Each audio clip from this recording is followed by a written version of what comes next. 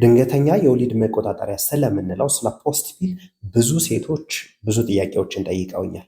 ከነዚህም ጥያቄዎች ውስጥ ፖስት ፒልን ወስጃለሁኝ ለምንድን ነው ያረገዝኩት የሚል ጥያቄ ያነሳሉ። ሌላኛው ጥያቄ ደግሞ ምንድነው የወር አበባዬን አዛባው ምንድነው ምክንያቱ የሚሉም አሉ። እነዚህንና ሌሎችንም ስለ ፖስት ፒል የሚነሱ ጥያቄዎችን በዛሬው ቪዲዮ እንመለከታለን። ለማታውቁኝ ዶክተር ከበደ ይልማ እባላለሁኝ። በዚህ ቻናል በጣም ጠቃሚ መረጃዎችን ስለማጋራችሁ ይህን ቻናል ሰብስክራይብ ያላደረጋችሁ ሰብስክራይብ አድርጉ።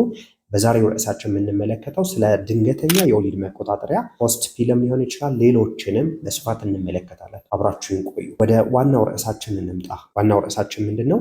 ድንገተኛ የወሊድ መቆጣጠሪያ የምንላቸው ምንድናቸው የሚሉትን እንመለከታለን። በስርዓቱ የሚሰሩት መቼ የሚለውን ነገር በደንብ እንመለከታለን። ሌላ የምንመለከተው ነገር ምንድነው? እነማን ላይ ነው በስርዓቱ ማይሰራው የሚለውን ነገር በስፋት እንመለከታለን። እነዚህንና ሌሎችንም ነገሮች በጥልቀት ስለምንመለከት አብራችሁን ቆዩ። ወደ ዋናው ርዕሳችን እንምጣ። ዋናው ርዕሳችን ምንድነው? ድንገተኛ የወሊድ መቆጣጠሪያ ምንድነው የሚለውን እንመለከታለን። በስሩ ደግሞ ድንገተኛ የወሊድ መቆጣጠሪያ ማይሰራባቸው ምክንያቶች ምንድን ናቸው የሚለውን እንመለከታለን። ሌሎችንም ነገሮች እንመለከታለን ብያችኋለሁ። ሞርኒንግ አፍተር ፒል የምንለው ምንድን ነው? ልቅ የሆነ የግብረ ሥጋ ግንኙነት ካረጋችሁ በኋላ የምትወስዱት መድኃኒት ነው። ምን ለመከላከል? እርግዝናን ለመከላከል ማለት ነው። ልቅ የሆነ የግብረ ሥጋ ግንኙነት ካረጋችሁ በኋላ እነዚህ መድኃኒቶች በመውሰዳችሁ እርግዝና መከላከል ትችላላችሁ። ሌላኛው ግንኙነት እያደረጋችሁ ያለ ኮንዶም ቢቀደድባችሁ፣ ተደፍራችሁ ከሆነ ሌሎችንም የወሊድ መቆጣጠሪያዎች የተጠቀማችሁ እነዛን የወሊድ መቆጣጠሪያዎች ብትረሷቸው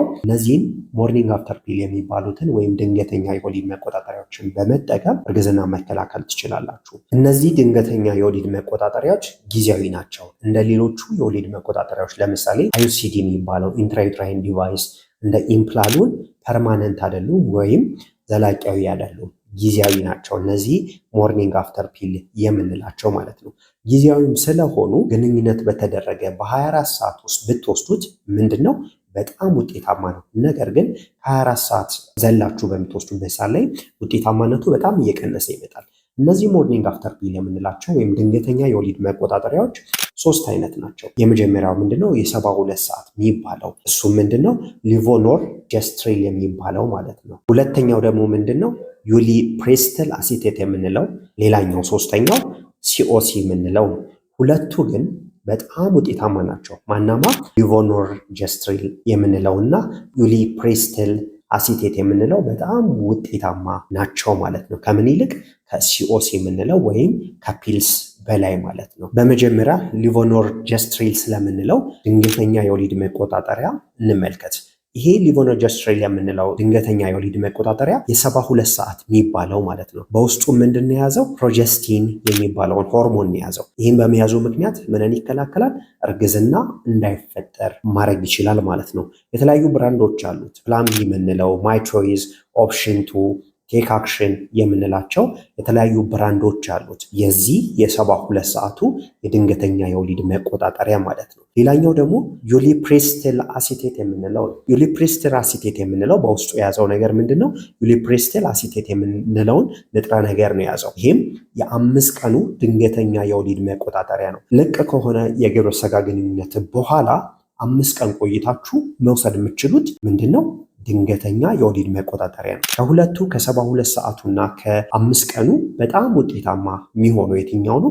የ5 ቀኑ በጣም ውጤታማ ነው ማለት ነው። ሶስተኛውን ድንገተኛ የወሊድ መቆጣጠሪያ እንመልከት። ይህ ምንድነው? ሲኦሲ የምንለው ወይም ኮምባይንድ ኦራል ኮንትራሴፕቲቭ የምንለው ነው። በውስጡ ምንድን የያዘው? ኤስትሮጅን እና ፕሮጀስትሮል የሚባሉትን ሆርሞኖች ይዟል። እንደ ሁለቱ አይደለም፣ እንደ 72 ሰዓቱ ወይም እንደ 5 ቀኑ አይደለም። ውጤታማነቱ በጣም ያነሰ ነው። ስለዚህ ልቅ ከሆነ የግብረ ሥጋ ግንኙነት በኋላ ወይም ኮንዶም ከተቀደደባችሁ በኋላ ከተደፈራችሁ በኋላ ይሄንን ሲኦሲን ብትወስዱ ውጤታማነቱ ያነሰ ነው ማለት ነው። እርግዝና የመፈጠር እድሉ በጣም ከፍተኛ ነው ከነዛ ይልቅ ማለት ነው። ይሄ ሲኦሲ የምንለው ወይም ኮምባይንድ ኦራል ኮንትራሴፕቲቭ ብራንድ አለው፣ ዩዚፒ ሬጅመን በምንለው ማለት ነው። ይሄ ድንገተኛ የወሊድ መቆጣጠሪያ ነው። በከፍተኛ ዶዝ ነው የሚወሰደውም፣ በ12 ሰዓት ልዩነት ይወሰዳል። ነገር ግን ውጤታማነቱ ከ75% እስከ 89% ብቻ ነው። ምንን በመከላከል ረገድ? እርግዝናን በመከላከል ረገድ ማለት ነው። ስለዚህ በጣም ውጤታማ የሆኑት የትኞቹ ናቸው? የ72 ሰዓቱና የ5 ቀኑ። ከሁለቱ ደግሞ ከ72 ሰዓቱና ከ5 ቀኑ ደግሞ በጣም ውጤታማ የትኛው ነው? 5 ቀኑ በጣም ውጤታማ ነው ማለት ነው። ስለዚህ የ5 ቀኑን በመውሰድ ካልተገኘ ደግሞ የ3 ቀኑን በመውሰድ እርግዝና መከላከል ይቻላል። ነገር ግን እርግዝና ሊፈጠር ይችላል ማለት ነው። እንዴት ነው እነዚህ የድንገተኛ የወሊድ መቆጣጠሪያዎች የሚሰሩት የሚለውን ነገር እንመልከት። እነዚህ ድንገተኛ የወሊድ መቆጣጠሪያዎች እንዴት ነው እርግዝና የሚከላከሉት? ኦቭሌሽንን በማስቀረት ወይም በማዘግየት ነው። ኦቭሌሽን ምንድን ነው? ያኮረተ እንቁላል ከኦቫሪ ከምንለው ከሴቷ ክፍል ለእርግዝና ዝግጁ ሆኖ ሲወጣ ነው። ይህም ያኮረተው እንቁላል በሚወጣበት ሰዓት ላይ የወንዱ ስፐርም በሚመጣበት ሰዓት ላይ ሁለቱ ይገናኙና ምን ይፈጠራል? እርግዝና ይፈጠራል ማለት ነው። ስለዚህ ኦቭሌት እንዳታረግ ወይም ኦቭሌሽንን በማዘግየት ነው እነዚህ ድንገተኛ የወሊድ መቆጣጠሪያዎች የሚሰሩት ማለት ነው። አሁን ደግሞ እነዚህ ድንገተኛ የወሊድ መቆጣጠሪያዎች እንዴት ነው ውጤታማነታቸው የሚለውን ነገር እንመልከት። እነዚህን ድንገተኛ የወሊድ መቆጣጠሪያዎች በ24 ሰዓት ውስጥ ከወሰዳችሁ በጣም ውጤታማ ነው። ነገር ግን ሰዓቱ እየገፋ በሚመጣበት ሰዓት ላይ ውጤታማነታቸው ምን እያደረገ ይመጣል? እየቀነሰ ይመጣል። እያንዳንዳቸውን እንመልከት እስቲ። የ72 ሰዓቱን በ24 ሰዓት ውስጥ ግንኙነት ካረጋችሁ በኋላ ብትወስዱት ምን ያክል መከላከል ይቻላል? እርግዝና 94% እርግዝና መከላከል ይችላል። ነገር ግን በ72 ሰዓት ውስጥ ወይም በ3 ቀን ውስጥ ግንኙነት ካረጋችሁ ሶስተኛው ቀን ሳይሞላ የምትወስዱት ከሆነ 58% ብቻ ነው ምን የሚያደርገው? እርግዝና የሚከላከለው። ነገር ግን የተቀረውን 42% ምን ቻንስ አላችሁ ማለት ነው? ፕሬግናንት የመሆን ወይም የማርገዝ እድል አላችሁ ማለት ነው። ስለዚህ በጊዜ መውሰድ በጣም አስፈላጊ ነገር ነው ማለት ነው። የ5 ቀኑን ደግሞ በ24 ሰዓት ውስጥ ብትወስዱት እርግዝናን መከላከል አቅሙ 98% ነው። 2% ምንድን ነው? እርግዝና የመከሰት እድሉ ነው ማለት ነው። ስለዚህ ከ72 ሰዓቱ የተሻለ ነው። የትኛው? የ5 ቀኑ ማለት ነው። በ5 ቀን ውስጥ ደግሞ የምትወስዱት ከሆነ ወይም 5 ቀን ሳይሞላው የምትወስዱ ከሆነ 85% እርግዝናን የመከላከል ብቃት አለው ማለት ነው። ስለዚህ የ5 ቀኑ ከ3 ቀኑ በጣም የተሻለ ነው ማለት ነው። ብዙ ጊዜ የሚነሱ ጥያቄዎች አሉ። እሱም ምንድነው? ድንገተኛ የወሊድ መቆጣጠሪያን እየወሰድኩኝ እርግዝና ሊፈጠር ይችላል የሚል ጥያቄ ይነሳል። አዎ ሊፈጠር ይችላል። ምንም አይነት ጋራንቲ የለም። ቅድም እንደተመለከት ነው በ24 ሰዓት ውስጥ ከወሰዳችሁት ውጤታማነቱ ከፍ ያለ ነው። ስቲል የማርገዝ እድል አላችሁ ማለት ነው። እነዚህን ድንገተኛ የወሊድ መቆጣጠሪያዎች እየወሰዳችሁ የሚታዩ የጎንዮሽ ጉዳቶች አሉ፣ ወይም የሚገጥማቸው የጎንዮሽ ጉዳቶች አሉ። ከነዚህም ውስጥ የወር አበባችሁን ማዛባት ነው። የወር አበባችሁ ከመጀመሪያው ቀድሞ መምጣት ወይም ዘግይቶ መምጣት ነገር ይከሰታል። ይህንን ድንገተኛ የወሊድ መቆጣጠሪያ ከወሰዳችሁ በኋላ ሌላኛው ነገር የሚፈስ ደም ይኖራቸዋል ከወር አበባ ውጪ ማለት ነው። ማቅለሽለሽ፣ ማስታወክ ይከሰታል። ከፍተኛ የሆነ ድካም ሊከሰትባችሁ ይችላል። ራስ ምታት ሊከሰትባችሁ ይችላል። የሆድ ቁርጠት፣ የሆድ ህመም ሊከሰትባችሁ ይችላል። ይሄ ግን ሁሉም ሴቶች ላይ አይደለም የሚከሰተው ማለት ነው። ድንገተኛ የወሊድ መቆጣጠሪያን እየወሰዳችሁ የማርገዝ እድል አላችሁ አይደለ? ለምንድን ነው ይሄ የሚለውን ነገር በዝርዝር እንመልከት። የመጀመሪያው ምንድነው? ታይሚንግ ነው፣ ጊዜ። በ24 ሰዓት ውስጥ የምትወስዱት ከሆነ እርግዝናን የማስቀረት እድሉ ከፍ ያለ ነው። ነገር ግን ከ24 ሰዓት በኋላ የምትወስዱት ከሆነ እርግዝና የመከሰት እድሉ ምን ያለ ነው ማለት ነው? ከፍ ያለ ነው ማለት ነው። ሌላ ምክንያቶች አሉ እርግዝና እንዲፈጠር የሚያደርጉ። እነዚህም ምክንያቶች ምንድን ናቸው? እነዚህን መድኃኒቶች ወስዳችሁ በ2 ሰዓት ውስጥ የማስታወክ ነገር ካለ የመከሰት እድሉ ከፍተኛ ነው። እርግዝና የመከሰት እድሉ ከፍተኛ ነው። ክብደታችሁ ከፍ ያለ ከሆነ ከ75 ኪሎ በላይ ከሆነ የ3 ቀኑ የወሊድ መቆጣጠሪያ ለእናንተ አይሰራም። ለእናንተ የሚሰራው ምን አይነቱ ነው? የ5 ቀኑ የወሊድ መቆጣጠሪያ ነው።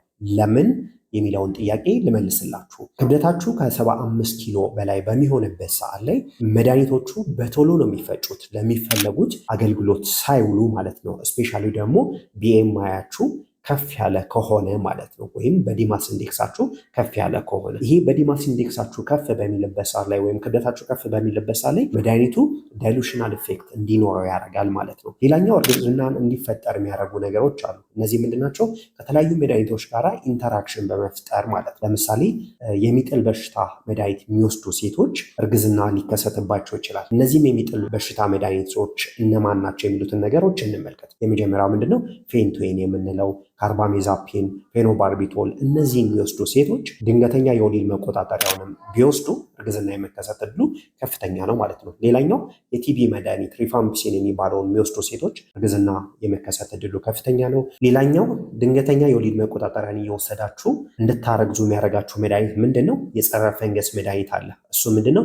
ግሪሶፉልቪን የሚባል የጸረ ፈንገስ መድኃኒት አለ። ይህን የምትወስዱ ከሆነ እርግዝና የመከሰት እድሉ ከፍተኛ ነው ማለት ነው። ሌላኛው የ5 ቀኑን የሚወስዱ ሴቶች ኦሜፕራዞል የሚወስዱ ከሆነ እርግዝና የመከሰት እድሉ ከፍተኛ ነው ማለት ነው። ቅድም እንደነገርኳችሁ ክብደት ትልቁን ሚና ይጫወታል። ለምን?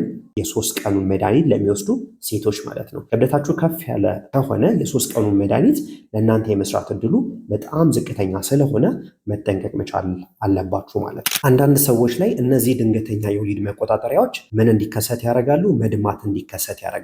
ሁሉም ላይ አይደሉም። ስለዚህ ድንገተኛ የወሊድ መቆጣጠሪያን ተጠቅማችሁ መድማት ካለ የሚጠበቅ ነገር ስለሆነ ብዙ መደናገጥ መቻል የለባችሁም። ነገር ግን ይሄ መድማት በጣም እየበዛ የሚመጣ ከሆነ በአፋጣኝ ወደ ጤና ተቋም ሄዳችሁ መታየት መቻል አለባችሁ ማለት ነው። እነዚህም ድንገተኛ የወሊድ መቆጣጠሪያ ከተጠቀማችሁ በኋላ የወር አበባችሁ ሚዛባ ከሆነ ሚዘገይ ከሆነ በአፋጣኝ ወደ ጤና ተቋም ሄዳችሁ ሕክምና ማግኘት መቻል አለባችሁ ማለት ነው። ድንገተኛ የወሊድ መቆጣጠሪያን ተጠቅሜያለሁ ነገር ግን ፌል ማድረጉን ወይም አለመስራቱን እንዴት ላውቅ እችላለሁ ለምትሉ ሰዎች ልንገራችሁ። ድንገተኛ የወሊድ መቆጣጠሪያዎችን ተጠቅማችሁ ፌል ማድረጉን የምታውቁበት የወር አበባ መምጣት ካለበት ቀን 7 ቀን ዘግይቶ የሚመጣ ከሆነ ምን ተከስቶ ሊሆን ይችላል? እርግዝና ተከስቶ ሊሆን ይችላል ማለት ነው። ስለዚህ ምንድነው ማድረግ ያለባችሁ? የእርግዝና መመርመሪያዋን ገዝታችሁ እርግዝናን ቼክ ማድረግ፣ ካልሆነ ደግሞ ወደ ጤና ተቋም ሄዳችሁ ማርገዝ አለማርገዛችሁን ማወቅ መቻል አለባችሁ ማለት ነው። ሌላ መሳሳት የሌለባችሁ ነገር ምንድነው? ሞርኒንግ አፍተር ፒል የምንላቸውን እነዚህን የድንገተኛ የወሊድ መቆጣጠሪያዎችን ከተጠቀማችሁ በኋላ መልሳችሁ ግንኙነት የምታደርጉ ከሆነ እርግዝና ይከሰታል። ስለዚህ ምንድነው ማድረግ ያለባችሁ? ግንኙነታችሁን ከጨረሳችሁ በኋላ ነው እነዚህም የወሊድ መቆጣጠሪያዎች መጠቀም መቻል ያለባችሁ ማለት ነው። በዛሬው ቪዲዮአችን ስለ ድንገተኛ የወሊድ መቆጣጠሪያዎች እንዴት ነው የሚሰሩት፣ ማይሰሩባቸው ሁኔታዎች ምንድናቸው፣ የጎንዮሽ ጉዳቶች ውስጥ ምንድናቸው የሚሉትን በስፋት ተመልክተናል። ጥሩ መረጃም እንዳገኛችሁ ተስፋ አደርጋለሁ። ለዛሬ የነበረኝ ፕሮግራም ይህን ይመስላል። አብራችሁን ስለነበራችሁ ከልብ አመሰግናለሁ። ሰላም ቆዩልኝ። ሰላማችሁ ይብዛ።